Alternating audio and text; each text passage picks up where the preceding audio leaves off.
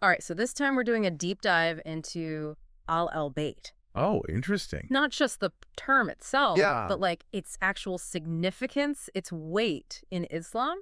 Okay. We're going through some lectures by Yasir Qadhi, and honestly, I'm finding his insights into like Islamic scholarship to be just amazing. Yeah. So get ready for some aha moments, I think. Well, it's funny you should say that because one of the things I always find interesting Yeah. is how often people sort of think of al-Bayt like it's some kind of holy bloodline, Oh, I see. like a guarantee of Yeah. piety or even salvation. Right. And Islam doesn't work that way. No, it's like saying, if you're a Kennedy, Yeah. you're automatically a saint. Yeah. Maybe the family name opens some doors, Sure. but it's not a golden ticket to heaven. Exactly. Lineage doesn't automatically equal righteousness. Nope. And the perfect example of that is the Prophet Muhammad himself. That's right. I mean, his ancestors, like, they were the cream of the crop in terms of lineage. Right. You're but right. he was the one chosen as the final prophet. Exactly. So if the absolute best lineage didn't guarantee piety, Right. even for the prophet's own family, Mm-hmm. how do we reconcile that with the idea of al-Bayt having a special status? Yeah. So to understand that, I think it's really helpful to kind of look back Okay. at this concept of, Yeah. Karam Okay. in pre-Islamic Arabia. Okay. And Karam basically meant nobility, Okay. but it was totally tied to your ancestry. Right. Islam comes along Yeah. and completely flips the script. So Islam is basically saying, hold up. Yeah, hold on. True mobility isn't about who your grandpa was. It's about you. Exactly. Your deeds, your connection to God. Exactly. That's a huge, mental shift. Huge shift. And think about it like this. Yeah. Abu Jahl, one of the prophet's fiercest opponents, Oh, right? yeah. He was, ironically, from the same tribe, Banu Hashim, Wow. sharing lineage with the prophet. Huh.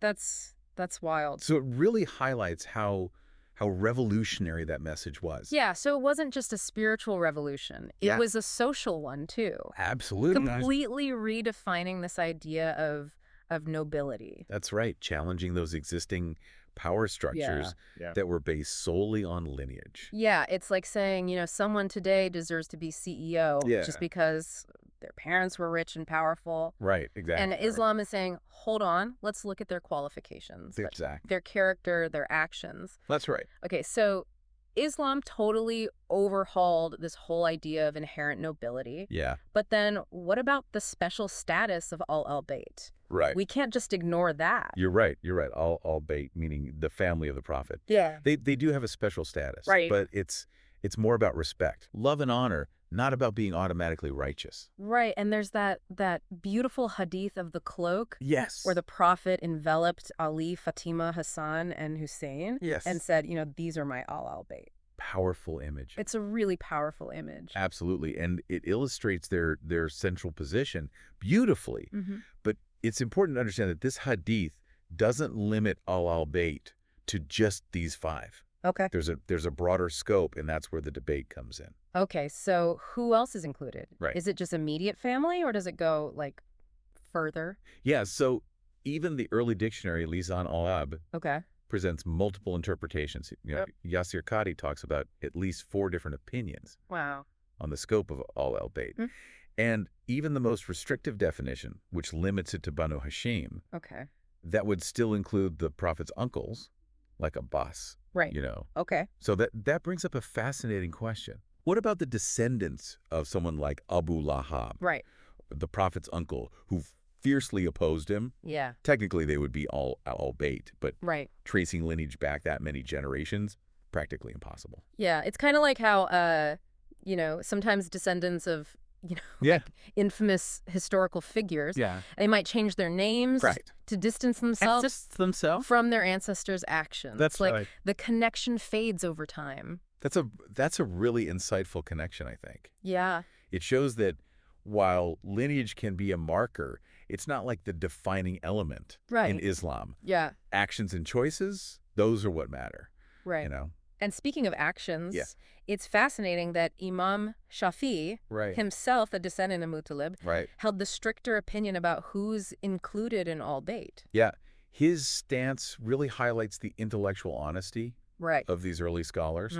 even when it came to their own lineage. Right. They prioritized their understanding of Islamic texts over personal bias. Right. It's a real testament to like the integrity of their scholarship. Yeah, absolutely. So with this nuanced understanding of al-Bayt in mind, let's kind of shift our focus now to the specific family that we're exploring today. Okay. Abdullah ibn Abbas and his lineage. Great. And his father, Abbas, is a great place to start. Before Islam, he held this prestigious role of Sakaya, the provider of water for pilgrims during Hajj.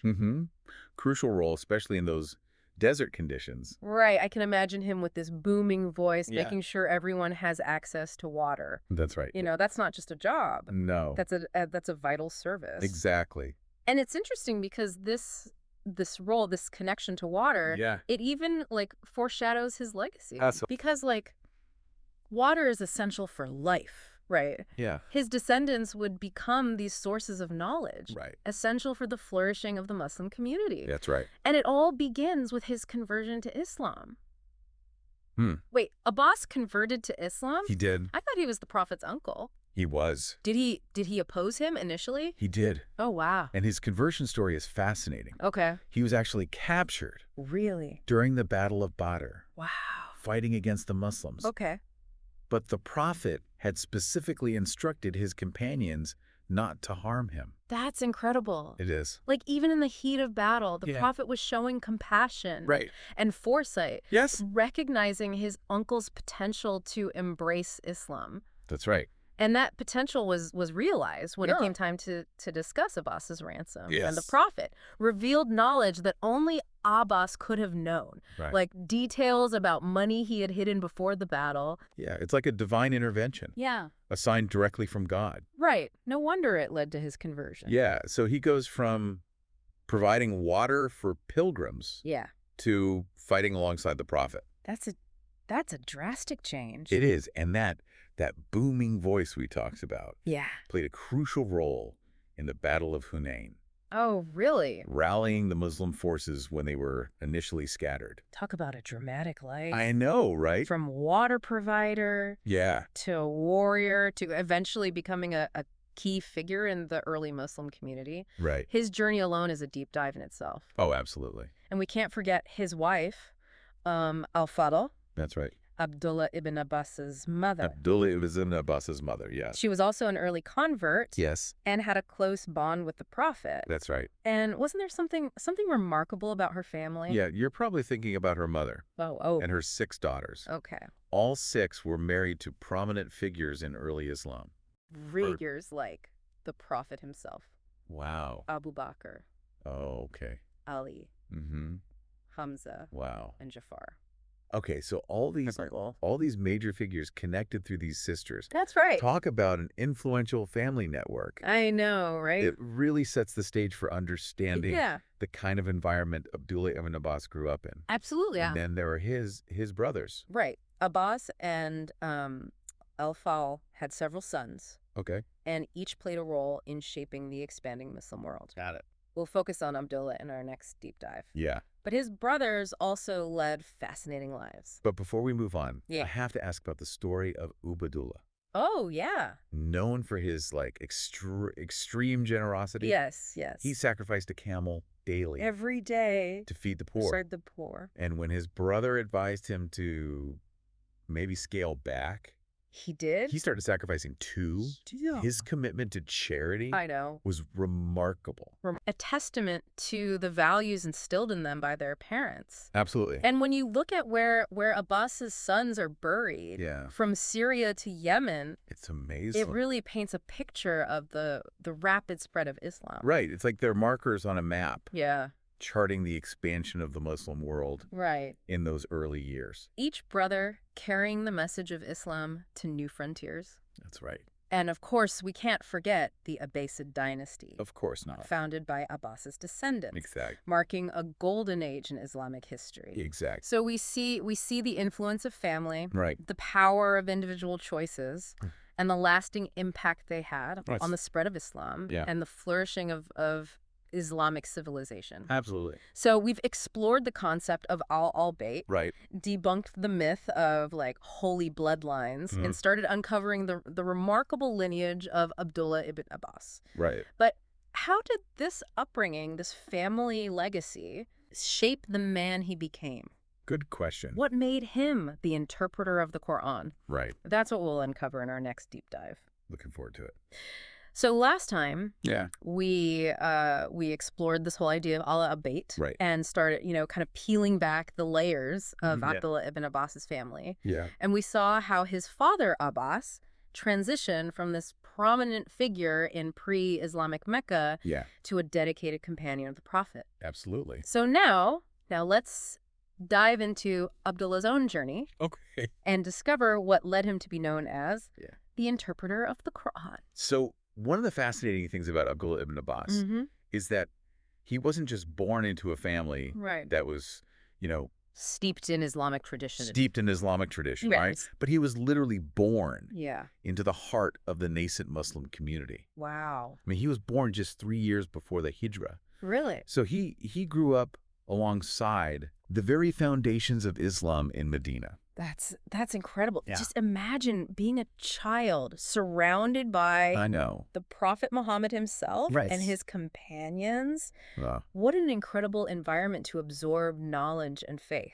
To absorb knowledge and faith, yeah. I bet those early experiences, Oh, absolutely. deeply shaped his path. Absolutely, yeah. So from a young age, Abdullah was known for this insatiable thirst for knowledge. And there's the story about him, just a young boy persistently asking the Prophet to pray for him.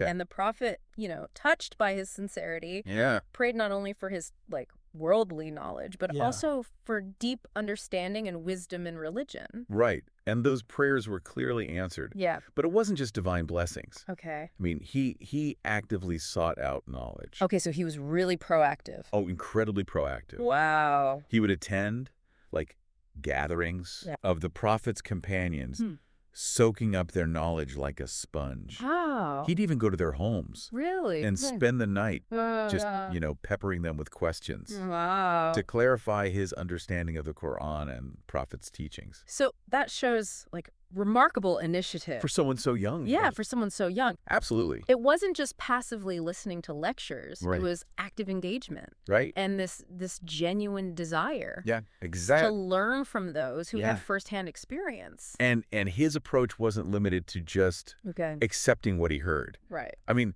Abdullah ibn Abbas would actively engage in discussions. Fearlessly challenging opinions of even senior companions. Wow. If he felt a different interpretation was warranted.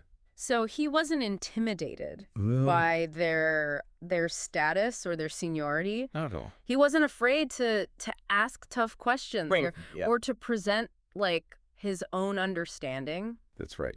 Even if it differed from those who had been with the Prophet. Exactly. Yeah. For years. So that independent thinking.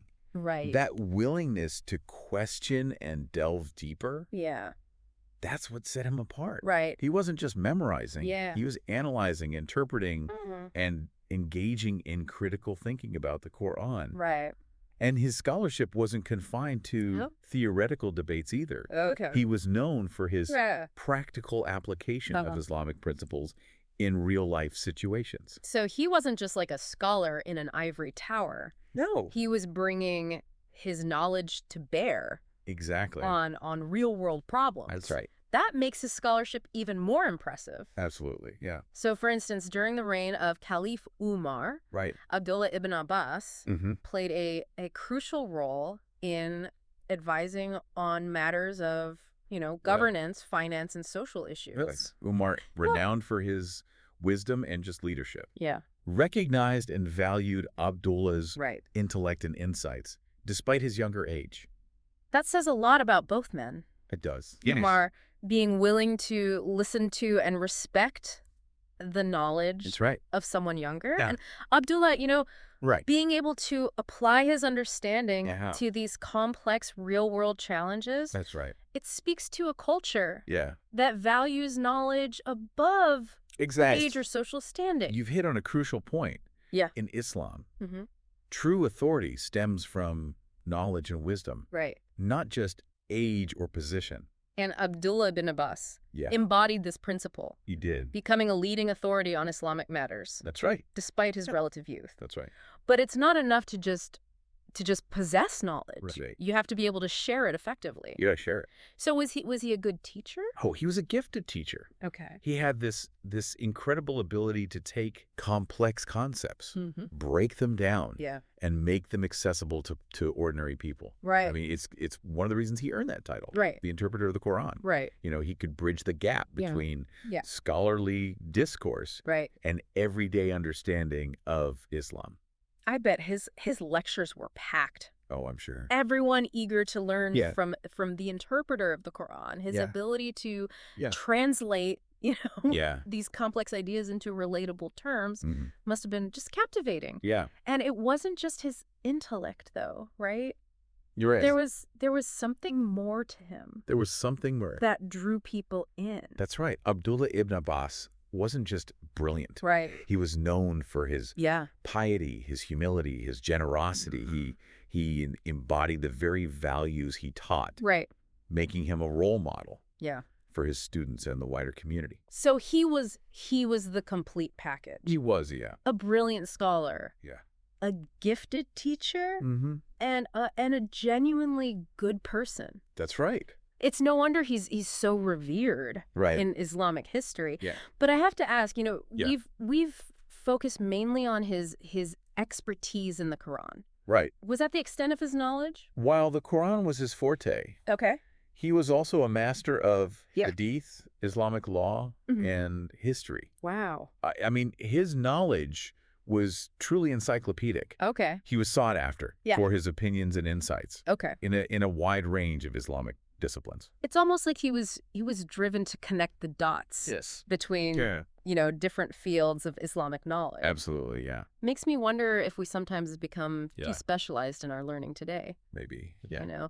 Do we miss the bigger picture? Right. That interconnectedness of different Islamic sciences. Yeah. Which someone like Abdullah ibn Abbas clearly understood. That's an excellent point. Yeah. He saw the interconnections. Right. How understanding one area eliminated the others. His understanding of the Quran, for example, informed his interpretations of hadith. Okay. His legal rulings. Wow. And even his understanding of history. It's a challenge for us, I think. It is. To approach learning with that same holistic mindset. Yeah. To see how different areas of knowledge complement and enrich one another. That's right. So we see Abdullah ibn Abbas as this incredibly gifted scholar. Yeah. This sought after teacher, this influential advisor.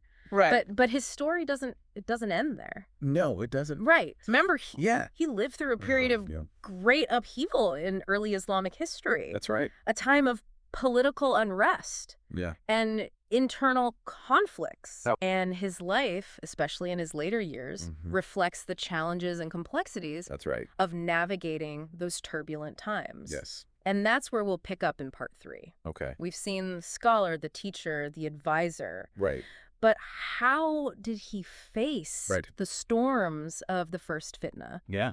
The civil war that erupted after the assassination of Caliph Uthman. Right. What choices did he make? Right. What impact did those choices have? Yeah. We'll delve into that pivotal chapter next time. Looking forward to it. We've seen Abdullah ibn Abbas as this brilliant scholar. Right. This gifted teacher. Yeah. This wise advisor. Uh-huh. But as we kind of hinted at last time, his life takes this dramatic turn. Okay. As we enter this really turbulent period in early Islamic history. That's right. The first fitna, the civil war that erupted after the assassination of Caliph Uthman. Yes, this period was a crucible for the early Muslim community. Yeah. Uthman's assassination, Right. It ignited these tensions that had been simmering beneath the surface. Right. Leading to deep divisions and widespread unrest. And Abdullah ibn Abbas found himself caught in the middle. Right in the middle. Of this conflict, forced to make incredibly difficult choices. Incredibly difficult. So just to set the stage for our listeners, we have Ali, the Prophet's cousin and son-in-law, becoming the 4th caliph. Right. Then we have Muawiyah, the governor of Syria, challenging Ali's authority. That's right. And right in the thick of this escalating conflict is Abdullah ibn Abbas. And remember, Abdullah ibn Abbas wasn't just any bystander. I mean, he was related to both Ali and Muawiyah. Right. His father, Abbas, was Ali's uncle. Okay. And his mother, Al-Fadl, was Muawiyah's aunt. So he was literally caught in a family feud. Literally. With the fate of the Muslim community. Right. Hanging in the balance. Talk about a pressure cooker. I know, right? It must have been incredibly difficult to reconcile his family ties with the broader needs of the Muslim community. Absolutely. So how did he respond? Did he pick a side? Well, Abdullah ibn Abbas, known for his wisdom and his deep commitment to unity. Right. Initially, he tried to mediate between Ali and Muawiyah. Okay. Urging them towards reconciliation. That makes sense. Right, right. It's the Abdullah ibn Abbas we've come to know. Exactly. The voice of reason, the scholar trying to find a peaceful solution. Yeah. But did his efforts succeed? Sadly, no. The situation was just incredibly volatile. Right. Both sides had kind of dug in their heels. Okay. And the tension culminated in the Battle of Siffin. Right. This bloody encounter that ended in a stalemate. And Abdullah ibn Abbas was there. He was there. But it seems like his role was more as a peacemaker. I think so, yeah. Than a warrior. Yeah. I can imagine him there. Amidst the chaos and the bloodshed, still trying to bridge the divide. I think so. Reminding everyone of the bonds of brotherhood that should unite them. Absolutely. It's a testament to his character. Right. That even when surrounded by conflict, he didn't give up on peace. He firmly believed that dialogue and reconciliation were the only way to heal these rifts that were tearing the community apart. But the Battle of Siffin marked a turning point. Okay. The conflict deepened, and hopes for a quick resolution, they kind of faded. So what did he do then? Did he stay with Ali's camp? He continued to advise Ali. Okay. But it seems he became increasingly disillusioned with the escalating violence and the political maneuvering on both sides. So he was witnessing this downward spiral. Yeah. And realizing that staying entrenched in this political battle might actually hinder his ability to uphold the core values of Islam. Precisely. And so he made a decision that has been debated by scholars ever since. Okay. He chose to distance himself. Oh, wow. From both Ali and Muawiyah. Really? Withdrawing from the political arena altogether. Wow, that's a bold move. It is. To walk away from the center of power at such a critical time. Yeah, it must have been seen as a controversial decision. Yeah, definitely. It was. I mean, some people, especially those who supported Ali, viewed it as a betrayal. Right. But it seems Abdullah ibn Abbas believed that his primary duty was to preserve the integrity of Islamic teachings, the legacy of the Prophet, and to promote unity among Muslims. And he felt he couldn't do that effectively while embroiled in this conflict. So it was a principled stance. He couldn't, in good conscience, participate in a system that he felt was detrimental to the core of Islam. That's right. But wouldn't his withdrawal have weakened Ali's position? That's a good question. It's possible. Yeah. It's possible. Yeah. But it's also possible that by stepping back, he created space for others to rise to the occasion. Okay. And perhaps in the long run, his choice helped to preserve a sense of balance and perspective within the Muslim community. Yeah, it's like he was saying, this infighting is consuming us. I'm going to step back, focus on the essentials, and safeguard the knowledge that can guide us back to unity. And that's exactly what he did. Right. He returned to his scholarship, his teaching, his dedication to preserving and transmitting Islamic knowledge. So in a time of turmoil, he became a beacon of stability and learning. Exactly. It's a powerful reminder that sometimes true leadership isn't about taking sides or seeking power. Right. It's about having the courage to stand apart. Yeah. To focus on what truly matters. Right. And to be a source of light during dark times. His life is a testament. It is. To the enduring power of knowledge and the importance of seeking wisdom, even and perhaps especially when surrounded by conflict and chaos. Absolutely. So Abdullah ibn Abbas, the scholar, the teacher, the advisor, ultimately chose a path of quiet resistance. Yeah, I love that. He dedicated himself to safeguarding the knowledge and values that he believed would ultimately heal the divisions within the Muslim community.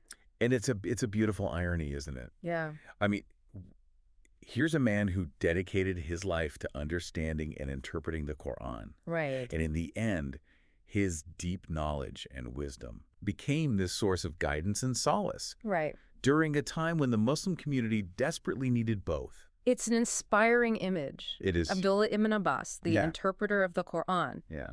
Using his knowledge not just to explain verses, but to navigate the turbulent currents of history. Yeah. To offer this beacon of hope amidst the storms. Beautiful. What stands out to you from his remarkable life? I think, for me, it's the reminder that true scholarship is not about isolating yourself in an ivory tower. Yeah. It's about engaging with the world, grappling with its complexities, and using your knowledge to make a positive impact, even when faced with incredibly challenging circumstances. I completely agree. Yeah. Abdullah ibn Abbas's life is a testament to the transformative power of knowledge. Absolutely. And the enduring impact of a life dedicated to seeking truth and serving others. Beautiful. And on that note, we conclude our deep dive into the life of Abdullah ibn Abbas. Thank you.